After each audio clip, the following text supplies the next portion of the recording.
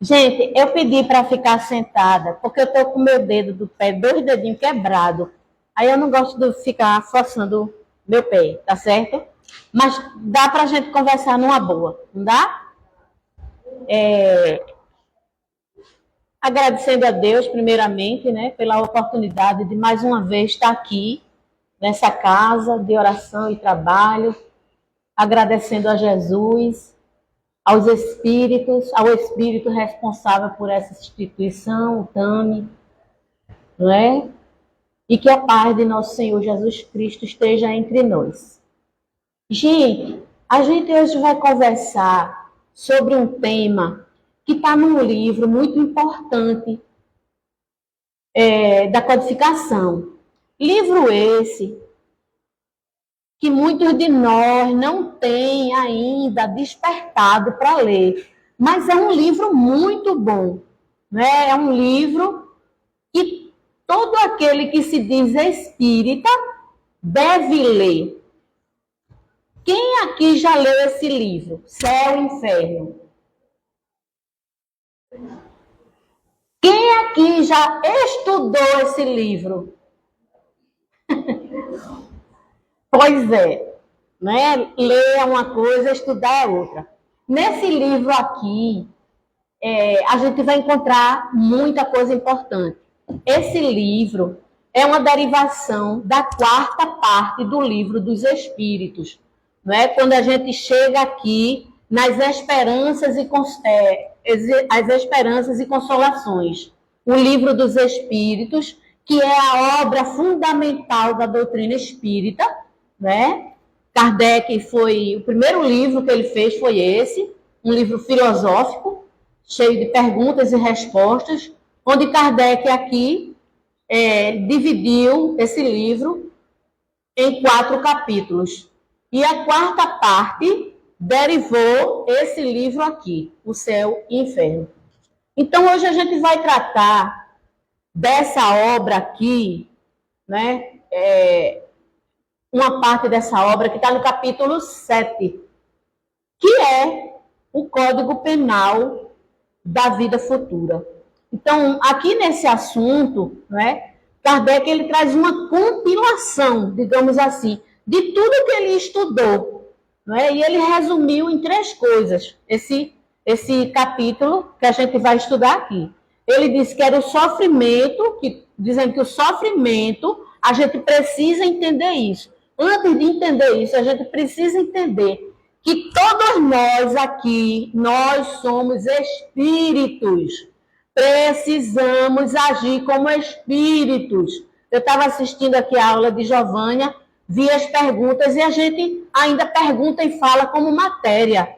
A gente cada um de nós é espírito. Nós somos imortais. O que a gente faz hoje pode repercutir em outras vidas.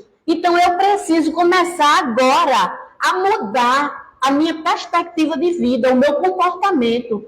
Porque tudo que a gente faz tem uma consequência.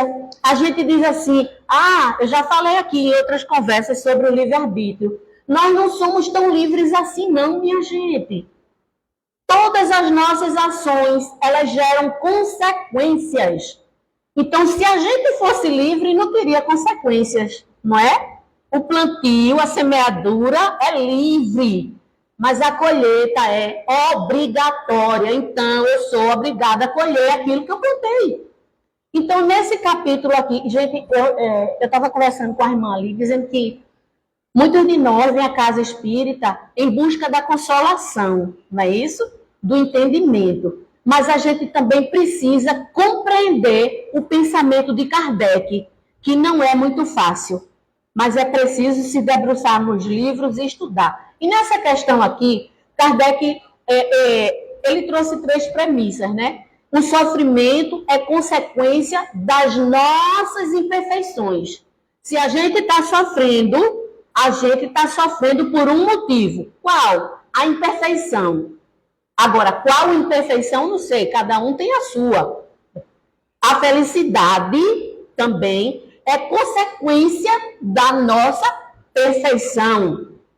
Não é? Se o sofrimento é consequência de uma imperfeição, a felicidade é consequência de uma perfeição. E ele diz também que o bem e o mal são frutos da qualidade da alma. O que é a alma? A alma é um espírito encarnado.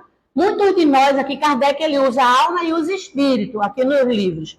Mas a gente, quando vai estudar, a gente tem a compreensão de quando ele está falando de espírito e quando ele está falando de alma. O que é alma? A alma sou eu, a alma é todos vocês. Somos espíritos encarnados.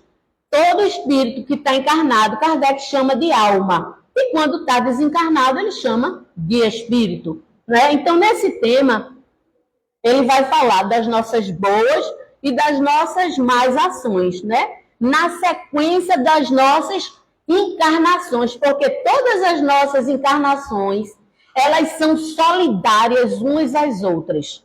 Então, tudo aquilo que a gente vai adquirindo para crescer como coisa boa e também para nos prejudicar, são consequências das nossas imperfeições. Então, ele dividiu em 33 itens, tá aqui, né?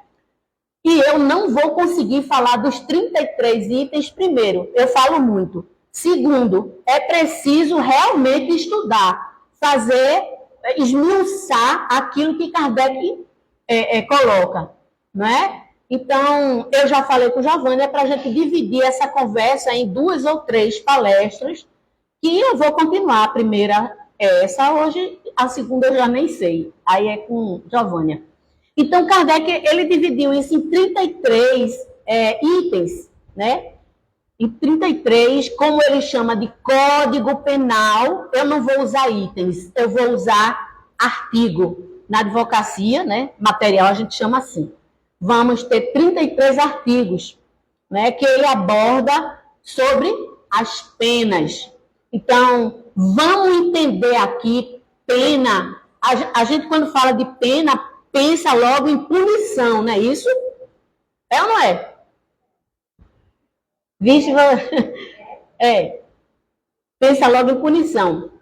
Mas pena aqui, que Kardec está falando, é a consequência das nossas ações. Vamos entender pena como consequência. Então, a gente precisa lembrar que a justiça de Deus, ela é pedagógica, né? Ela nunca vai ser punitiva. Deus não pune ninguém. Vamos tirar isso da nossa cabeça. Se a gente sofre, se a gente passa por momentos difíceis, por dificuldades, é Deus que quer assim. Não.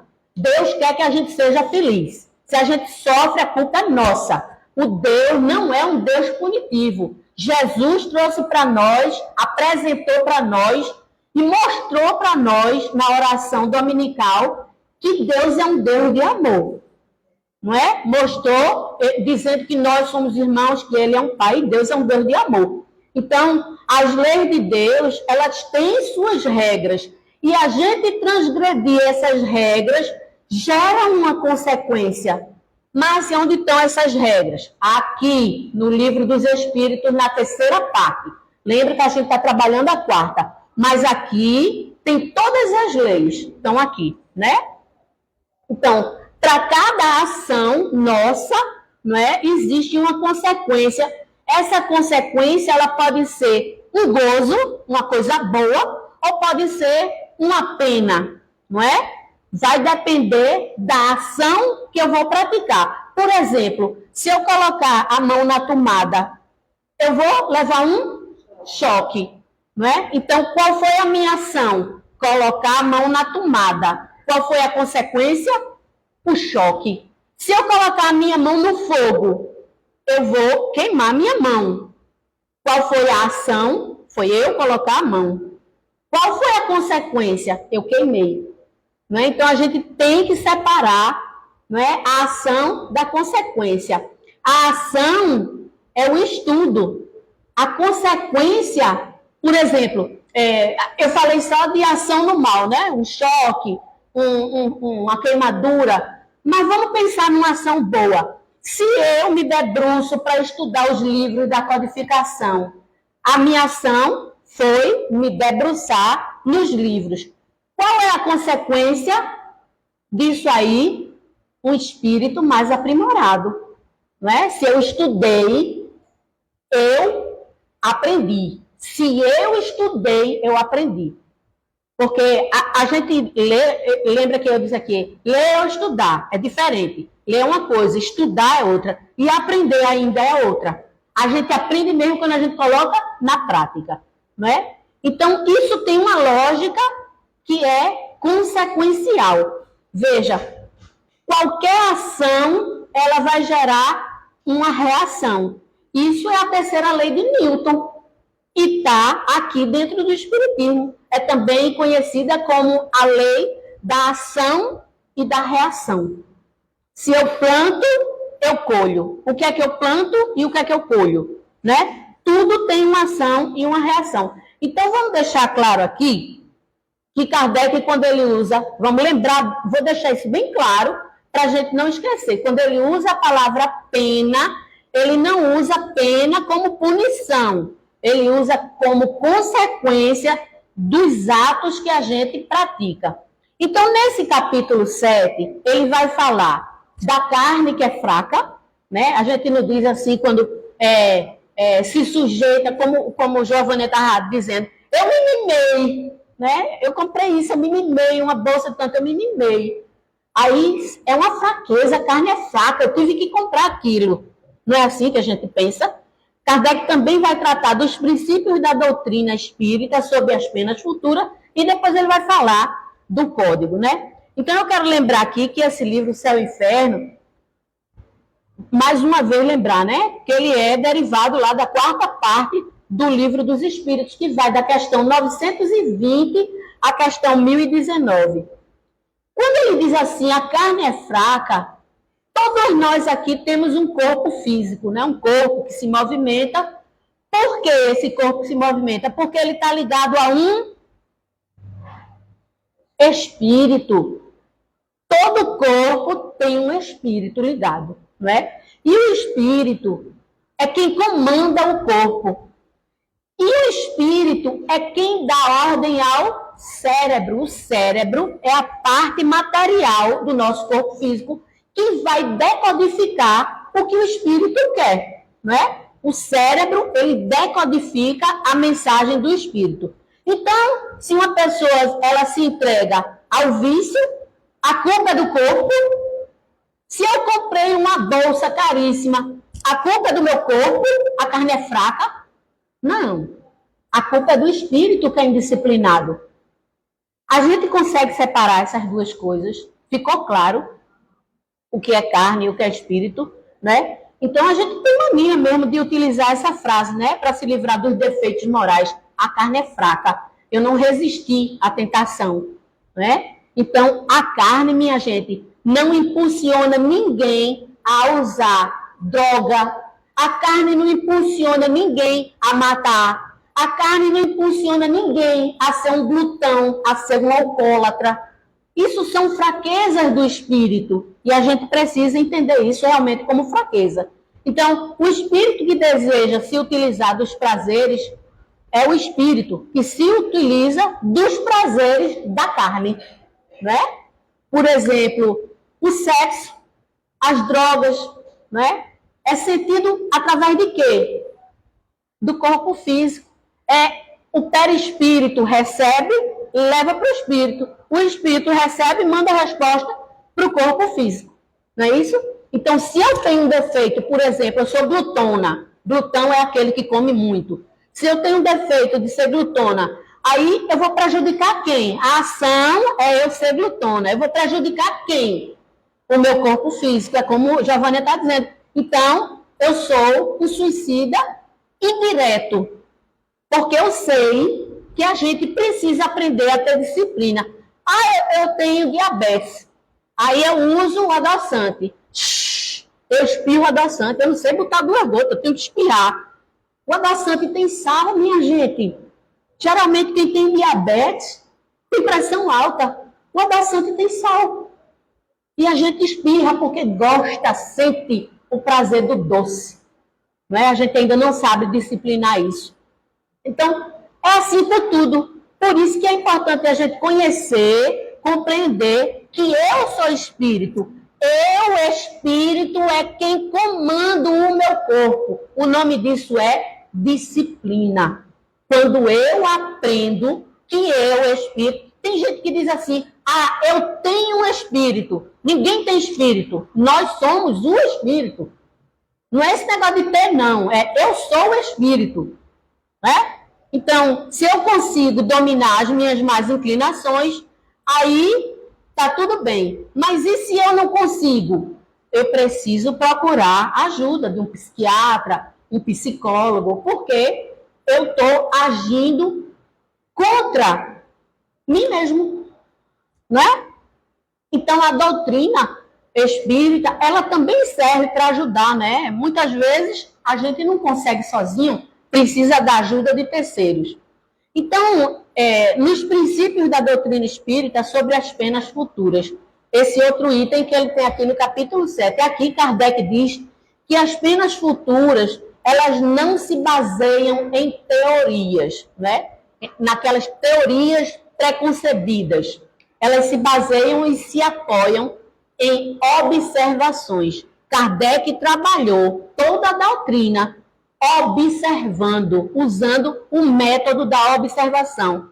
E os próprios espíritos, eles vêm dizer, né, sobre, aqui no livro Céu e Inferno, na segunda parte desse livro, eles vêm falar sobre a condição deles, como eles desencarnaram, como foi a chegada, né? Aí a gente tem aqui vários depoimentos de vários tipos de espíritos, né? Espíritos felizes, espíritos suicidas, vários tipos de espíritos.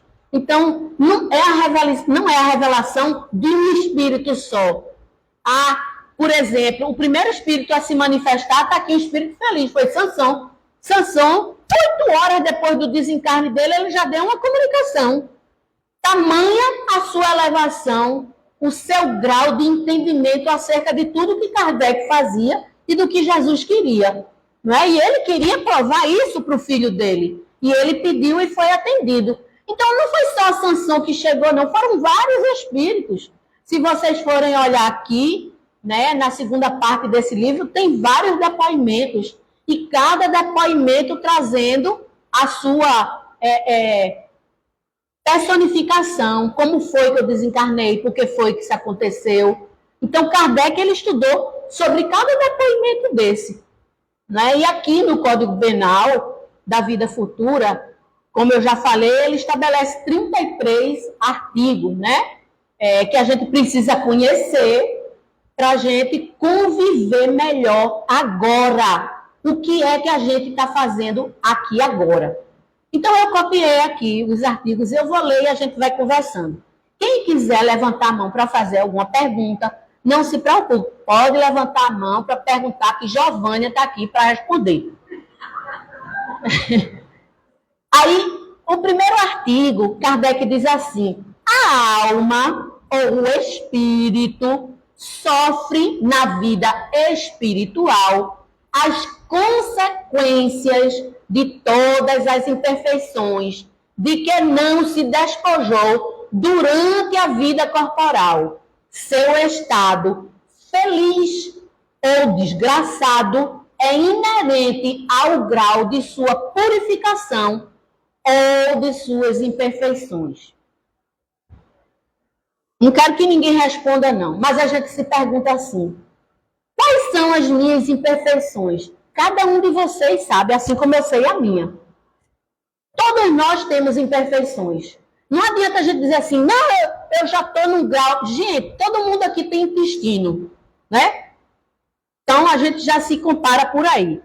A gente está num planeta de provas e expiações. Se a gente for olhar aqui, a partir da questão número 100 do Livro dos Espíritos, Kardec faz ali uma escala. Se a gente for olhar, a gente está lá no topo não, na base da escala. Nós somos recém-saídos do mundo primitivo.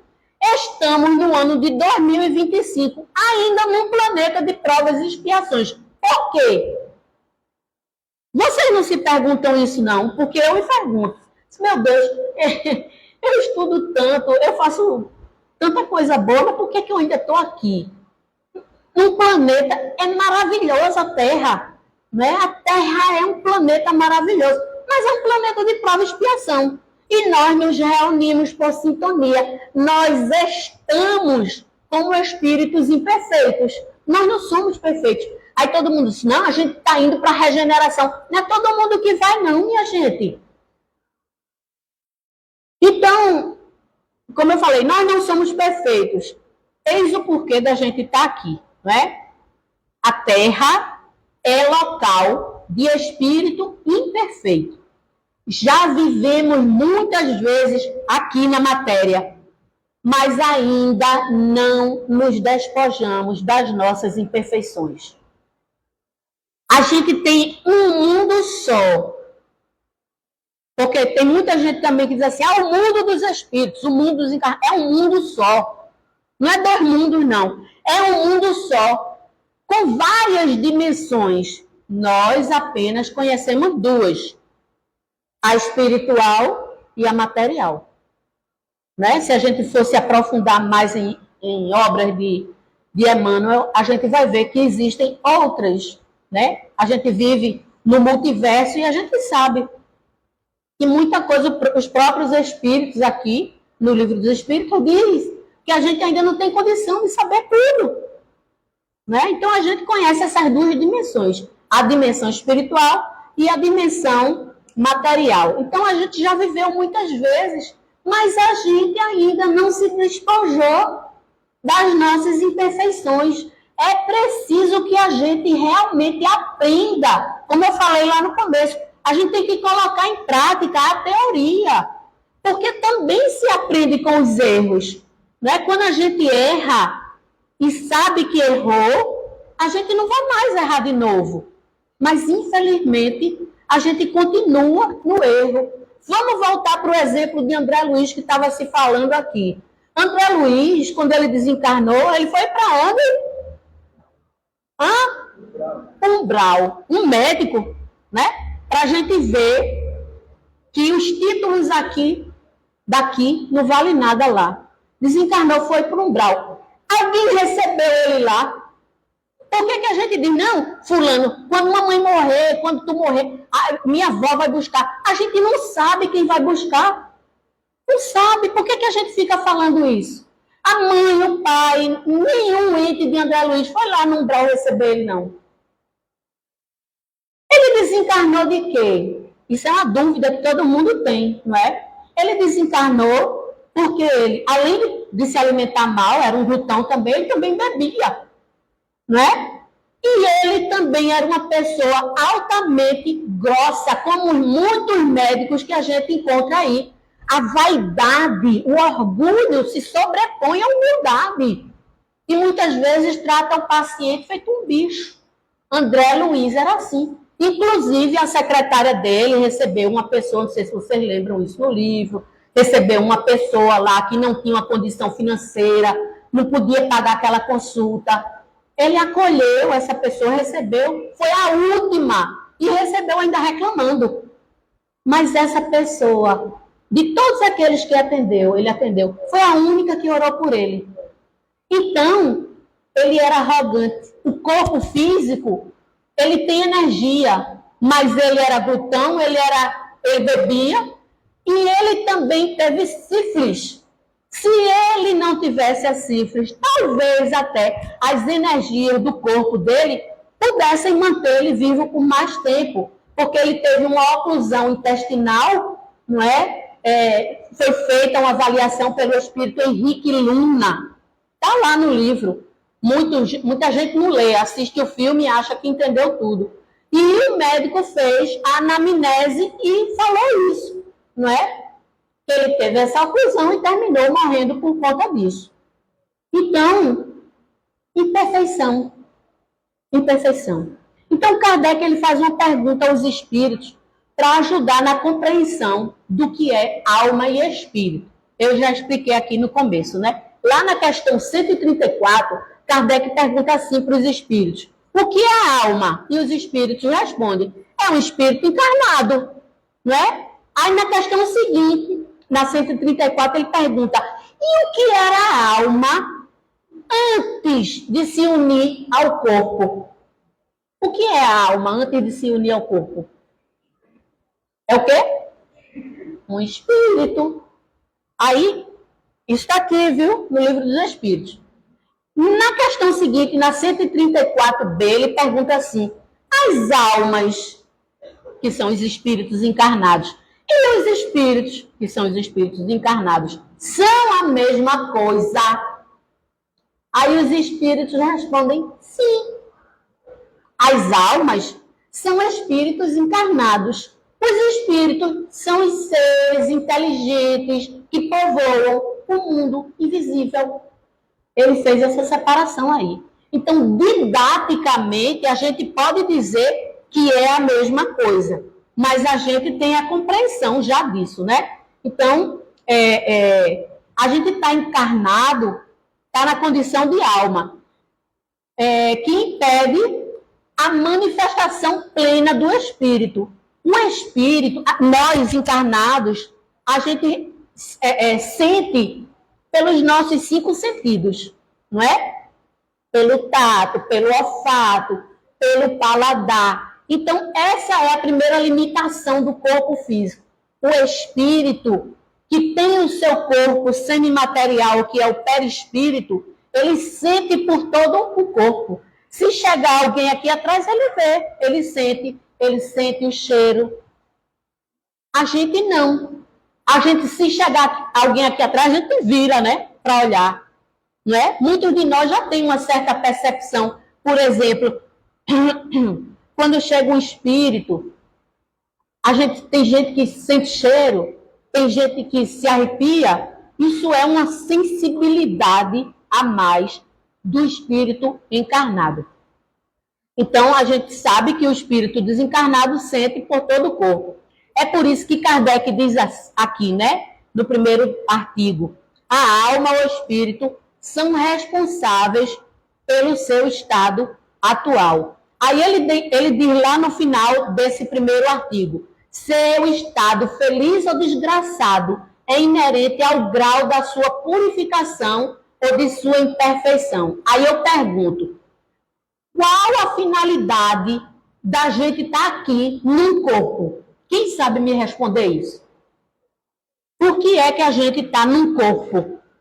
Nós não somos espíritos. Por que é que a gente está num corpo?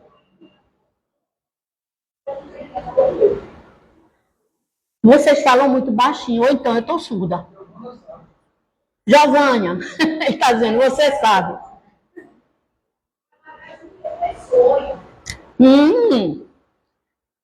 Essa pergunta que eu fiz, ela consta aqui no Livro dos Espíritos, é a pergunta 132. Mas Kardec perguntou diferente, ele perguntou assim, qual é o objetivo da encarnação? Eu perguntei por que é que a gente recebe um corpo. Dá no mesmo. A gente recebe um corpo para encarnar, ou não é? Aí os espíritos responderam, Deus impõe a encarnação com o fim de fazer chegar à perfeição.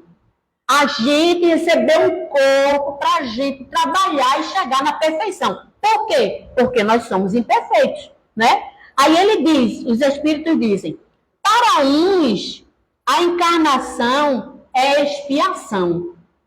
Isso não é Márcia que diz, não, viu? É a questão 132 do Livro dos Espíritos. Para uns é expiação, para outros, missão. Mas para alcançarem a perfeição, que é o objetivo, né? Tem que sofrer todas as vicissitudes do corpo, né? Nisso é que está a expiação.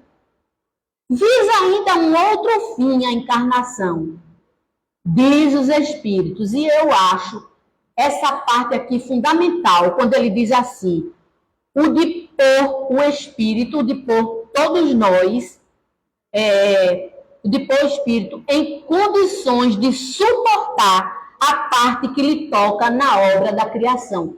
Qual é a parte que nos toca na obra da criação? Eu encarnei para quê? Onde eu me encontro?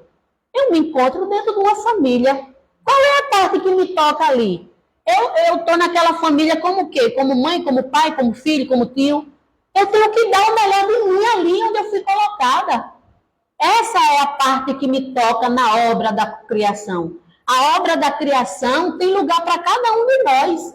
E somos nós quem pedimos para onde a gente quer ir, com quem a gente quer se relacionar. Eu quero meu casamento é um inferno, meu marido não presta, minha mulher não presta. Eu pedi. Foi a gente que pediu. Gente, questão 258 do Livro dos Espíritos, a partir dali, Kardec faz um monte de perguntas e os espíritos respondem sobre o nosso planejamento. Planejamento não, plano.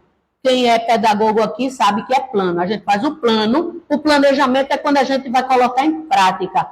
Então, a gente faz o plano é submetido à aprovação dos espíritos responsáveis por nós, porque muitas vezes a gente coloca lá coisas que a gente não tem condição, né, de assumir. Aí eles chamam a gente e dizem, olha, isso aqui não vai dar para você fazer agora. Os espíritos chamam isso, segundo André Luiz, no livro O Mundo Maior, ele chama isso débitos congelados.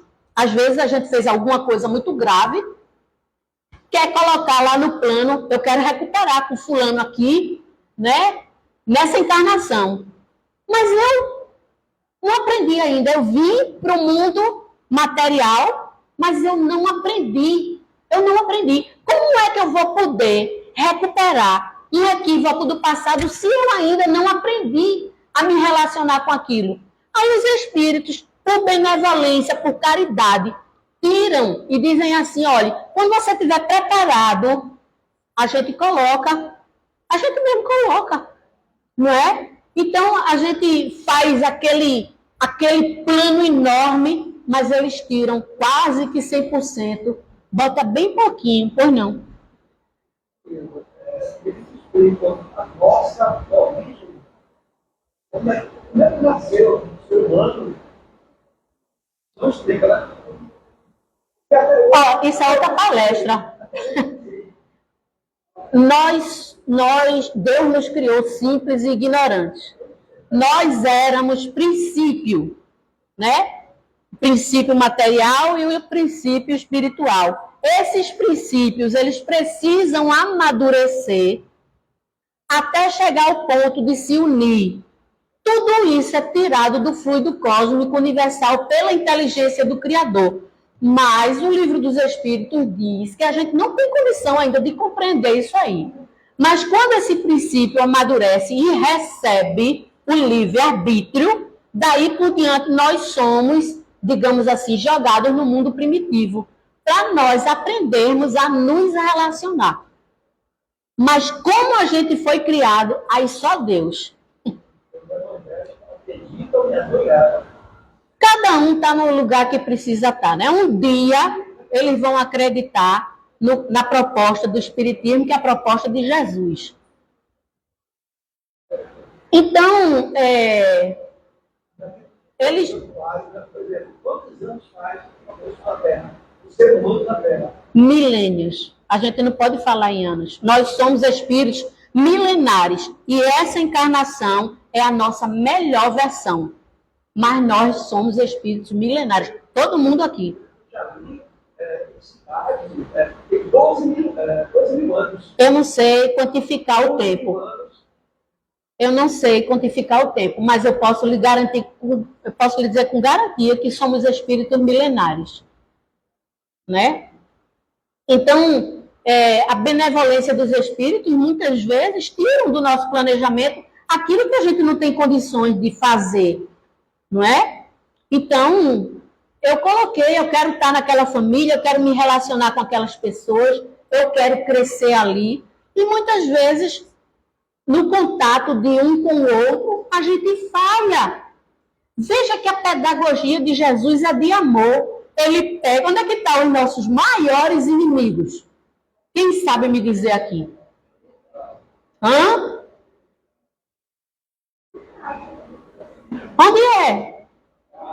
Dentro de casa. É dentro de casa. Deus dá a oportunidade de colocar ali dentro para a gente aprender a amar. Aí o que é que acontece? quando a gente entra em contato novamente com o defeito do outro, se irrita, mas esse meu marido tem esse costume de jogar a toalha no chão. Fecha o olho, deixa a toalha lá no chão, né? A minha mulher vem dormir com essa camisola rasgada, deixa ela com a camisola rasgada dela, né? A gente não pode mudar o outro. A gente tem que aprender a respeitar e mudar a si próprio, aceitar o outro como ele é. Quando a gente não aceita, eu vou deixar essa parte de quando a gente não aceita para Glauco explicar quando ele vier aqui. Porque ele diz, né, vocês contam ou ele quer que eu conte? E ele conta.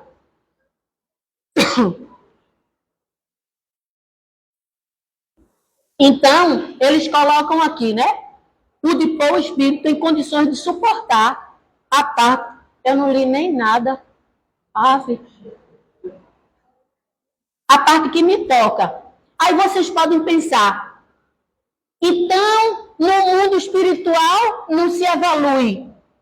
A gente, não tem gente que diz isso, tem gente que diz isso, eu já ouvi isso, palestrante aqui, dizer que no mundo espiritual não se evolui.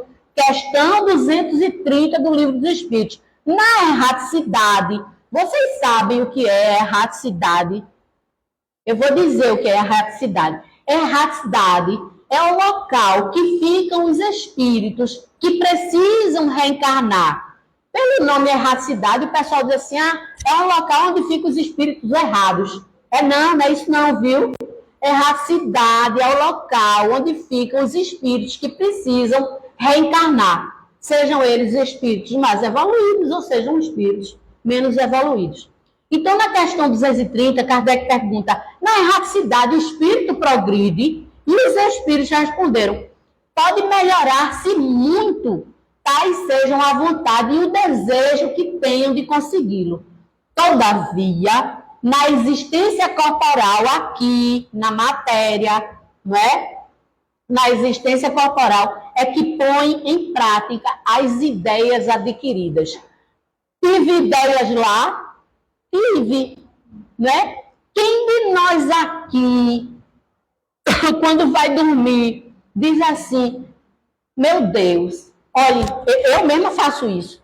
Eu sou ignorante na questão tal. Vou dar um exemplo. Eu sou ignorante na questão de saber como eu fui criado. Eu quero aprender sobre isso. Poderiam os espíritos que são responsáveis por mim pegar na minha mãozinha e me levar para a sala de aula? Porque nós aprendemos no mundo espiritual. Todas as noites, quando a gente dorme e diz assim, eu tive um sonho. Meu marido hoje chegou para mim e disse assim, rapaz, eu tive um sonho com a minha mãe, mas foi tão verdadeiro. Eu digo, meu filho, eu não acredito que você está dizendo que foi um sonho. Não é? Porque a gente interage com os nossos entes queridos que já foram. Isso é comunicação. Kardec fala sobre isso. Os espíritos, eles vêm na reunião espírita. Muitos de nós ainda chamam reunião mediúnica. Kardec orienta a chamar reunião espírita. Está lá nas revistas espíritas. E a gente chama reunião mediúnica. Não é, a reunião mediúnica vem de médium. A reunião não é do médium, a reunião é dos espíritos. Então, os espíritos chegam na reunião espírita e conversam.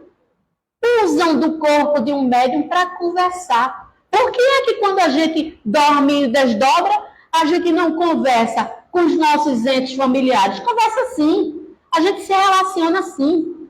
Se a gente for estudar as obras de André Luiz, a gente já começa a ver isso lá no nosso próprio lar, nosso lar, depois nos mensageiros e mais ostensivamente agora nos missionários da luz, né?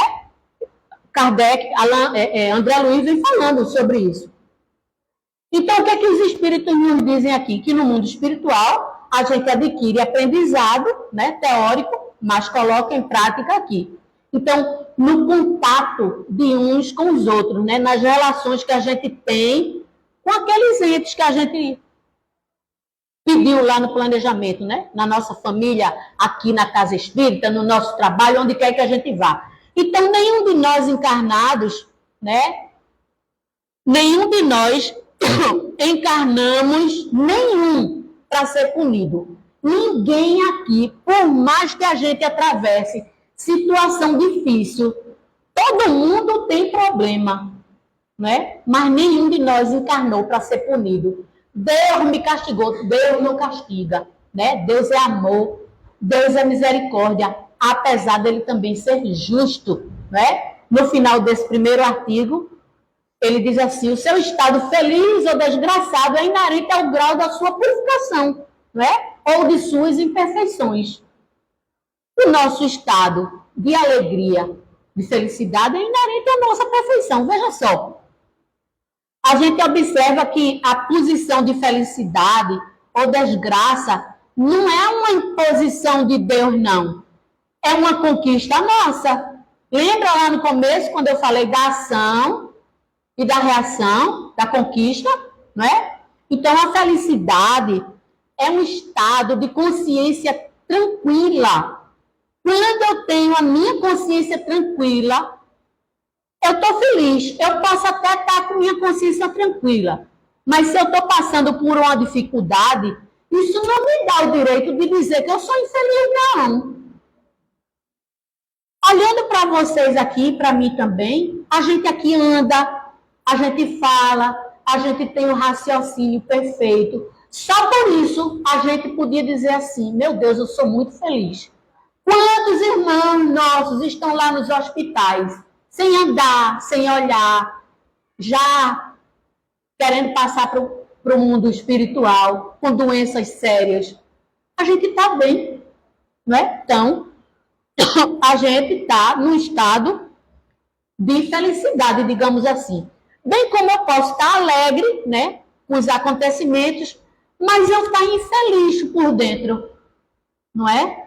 É um estado de consciência. A alegria, ela é uma resposta aos acontecimentos externos, enquanto a felicidade é uma resposta aos acontecimentos internos. Não é? Então, uma consciência pesada, uma consciência culpada, ela gera um estado de infelicidade, não é? Mesmo que a gente esteja alegre, a gente pode estar numa festa, mas se eu tiver com a minha consciência pesada por alguma coisa, eu não estou feliz. Eu estou alegre, mas eu não estou feliz. Deu para entender isso? Então, felicidade ou infelicidade são respostas a condições interiores. Por isso que Kardec diz que o estado feliz ou desgraçado é inerente ao seu grau de pureza ou de impureza. Então, não é Deus quem vai gerar essas situações que nos faça feliz ou triste. Isso é muito importante a gente saber, porque senão o Deus não seria um Deus justo, né? Deus, ele não vai promover situações boas para uns e ruins para outros, não. Lembrando que quando encarnamos, a gente traz conosco, conforme eu falei lá, né, toda uma programação, que são as consequências do nosso passado, não é? A gente fez aquele planejamento, né? Logo, Jesus diz assim: o Pai disse que ninguém, Jesus não, Deus, o Pai diz que ninguém carrega um fardo maior do que o quê? Do que as nossas próprias forças, não é? Então, passaremos por tudo que é necessário passar, mas nem mais e nem menos. Então, mais uma vez eu digo aqui, né? A alma ou o espírito sofre na vida espiritual as consequências. Ele usou lá penas, né? Essas penas são as consequências de todas as imperfeições que não se despojou durante a vida corporal. Então, vamos lembrar mais uma vez, né? O sofrimento não é imposição de Deus. Deus não pune ninguém. Suas leis apresentam consequências. Onde estão as leis? No Livro dos Espíritos, na terceira parte. Se o que a gente faz é bom, as consequências são boas. Se o que a gente faz é ruim, as consequências são ruins também, e a gente vai colher isso tudo. Então, a justiça de Deus, ela é consequencial, não é? É ação e reação, causa e efeito. Eu vou ver se dá para falar. Eu pretendia falar 6 artigos, só falei um. Vou ver se dá tempo de falar o segundo. No segundo artigo, Kardec diz assim: a felicidade perfeita está ligada à perfeição. A felicidade perfeita está ligada à perfeição, ou seja, a purificação completa do espírito. Perfeição é purificação completa do espírito. Toda imperfeição é, ao mesmo tempo, uma causa de sofrimento e de privação de gozo. Assim como toda qualidade adquirida é uma causa de gozo e de atenuação de sofrimentos. Isso foi o que Kardec colocou como o segundo artigo, né? O segundo item. Então, esse artigo é praticamente um complemento do primeiro artigo, né? Aqui ele vai falar das proporções, das consequências para as imperfeições e para as perfeições. Aí ele diz aqui, né? Toda imperfeição vai gerar o quê? Um sofrimento, né? Por causa do nosso comportamento. Por isso que eu disse a vocês aqui, o que é que a gente está fazendo hoje, né? Nós não estamos perfeitos, nós estamos num estado de imperfeição. Logo, eu gosto de filosofar, viu? Logo, nós não somos imperfeitos, nós estamos, nesse momento, nós estamos imperfeitos. Um dia nós seremos espíritos puros. Vai depender de quê?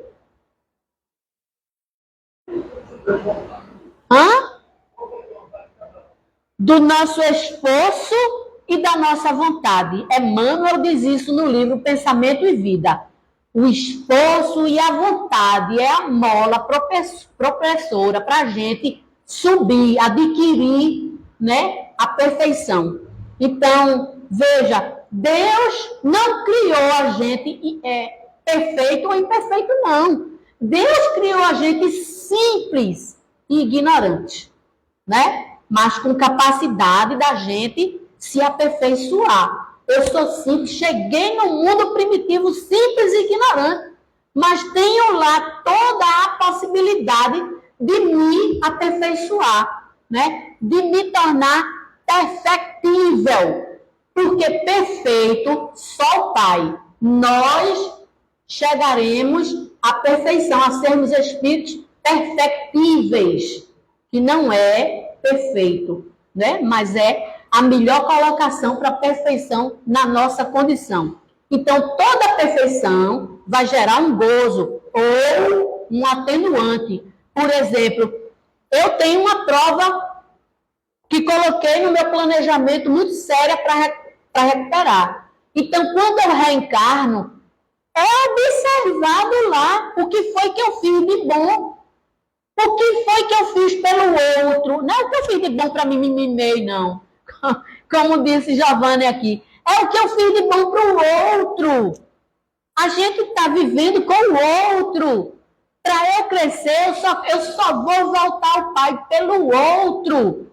O que foi que eu fiz? Vou dar um exemplo. Eu já passei uma tarde lá no hospital, ouvindo as lamúrias lá de quem está lá, precisando de um ouvido, né? Porque todo mundo chega aqui, só aqui, Giovanni, eu trouxe uma cesta básica.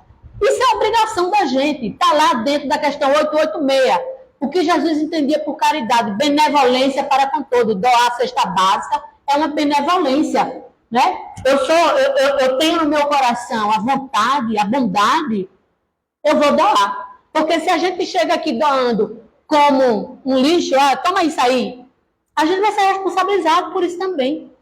Não é? Então eu tenho que doar com amor, porque eu estou empregando os meus fluidos naquilo ali.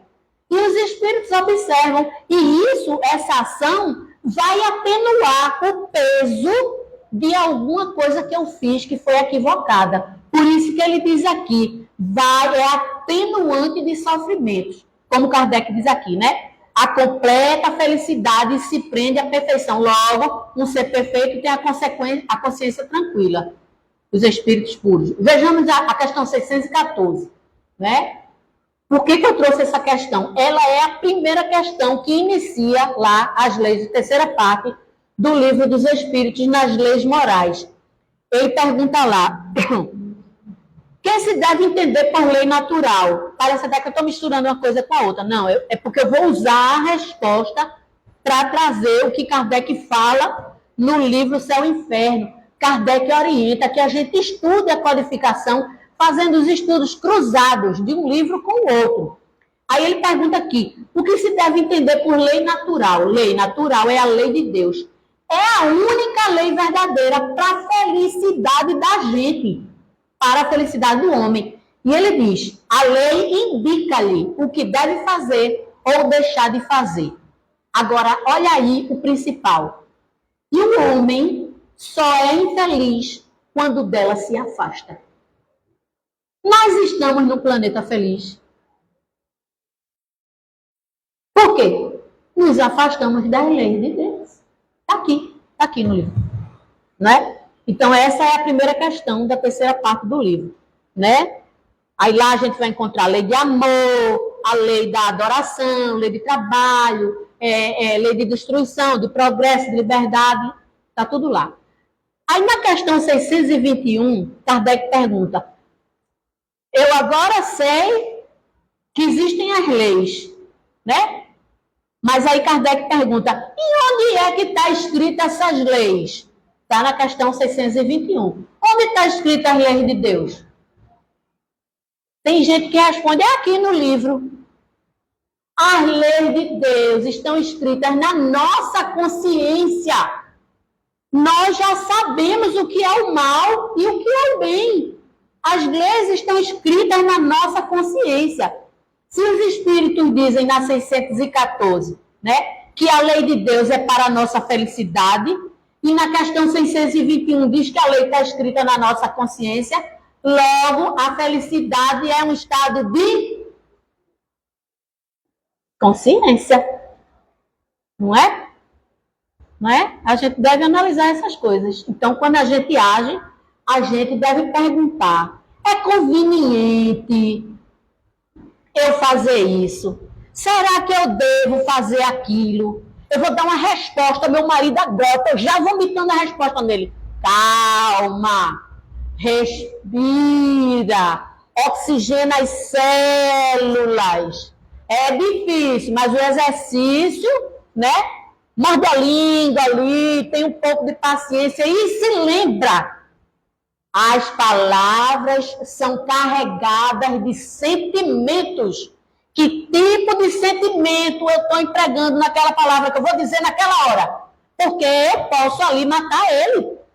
Ele pode ter um infarto, morrer com raiva. Quem é responsável? Eu. Que não pensei antes de falar. Eu que não penso antes de agir. Por isso que eu pergunto muito, o que a gente está fazendo agora? Será que a gente está pensando no que a gente está fazendo? Tem que pensar, minha gente, né? Infelizmente, a gente não pensa antes de agir, de falar, não é? Como os espíritos aqui propõem. Então, a infelicidade também é um estado de consciência quando eu erro. Então, eu preciso aprender a acertar, né? Veja só, um espírito puro, ele jamais ele vai fazer um ato imperfeito. Jamais ele vai carregar na sua consciência uma culpa. Quando eu falo em espírito puro, às vezes a gente lê as obras de André Luiz, né? Aí, por exemplo, Alexandre, que é o mentor lá em Missionário da Luz, a gente acha que Alexandre é um espírito puro. Não, minha gente. Ele não é um espírito puro, não. Calderaro também não. Todo mundo ali está lutando para um dia ser espírito puro, não é? Então, todo o processo de infelicidade ou infelicidade é inerente àquilo que a gente faz, a todas as nossas ações, não é? Lembrando que toda qualidade adquirida, quando a gente adquire uma qualidade, Qualidade, Márcia. Vamos falar. Quem aqui é paciente? Virgem, ninguém levantou a mão. O senhor tem paciência mesmo, tem certeza? Eu chego a não acreditar. Eu mesma não sou paciente. Eu não sou, não. Quem aqui é tolerante? Veja, são qualidades. Eu vou terminar, viu? Mas eu não nem terminei a segunda. Olha só, Jesus, eu vou trazer uma coisa bem simples que a gente não pensa. Jesus trouxe para a gente a oração dominical, não foi? O Pai Nosso, como a gente chama. O nome da oração Pai Nosso é oração dominical. Aí Jesus orou para a gente dizendo assim: Pai Nosso que estás nos céus, santificado seja o vosso nome. Venha a nós o vosso reino e seja feita a vossa vontade. Onde é o reino de Deus? Oxe? Aonde? O reino de Deus é na terra. Onde é o reino de Deus? Vou repetir. Pai nosso que estás nos céus, santificado seja o vosso nome. Venha a nós o vosso reino e seja feita a vossa vontade. Onde é o reino de Deus? Hã? Gente, pelo amor de Deus, o reino de Deus é dentro de nós. Então, quando Jesus disse isso, o reino dele é de amor, é das virtudes. E o nosso, que a gente não tem nem paciência. Como é que a gente convida Deus a vir no nosso reino, que é dentro de nós, e a gente não tem paciência? Eu tenho vergonha, às vezes, de rezar o Pai Nosso. Aqui é diferente. Não, aí não é diferente, não. É igual o que eu estou dizendo. Aqui ele explica cada verso desse nada. Pois é, se o senhor estudar direitinho, vai ver. Se o senhor estudar direitinho, vai ver que Jesus disse, a gente ora decoradamente. Ave Maria cheia de graça, gente, calma.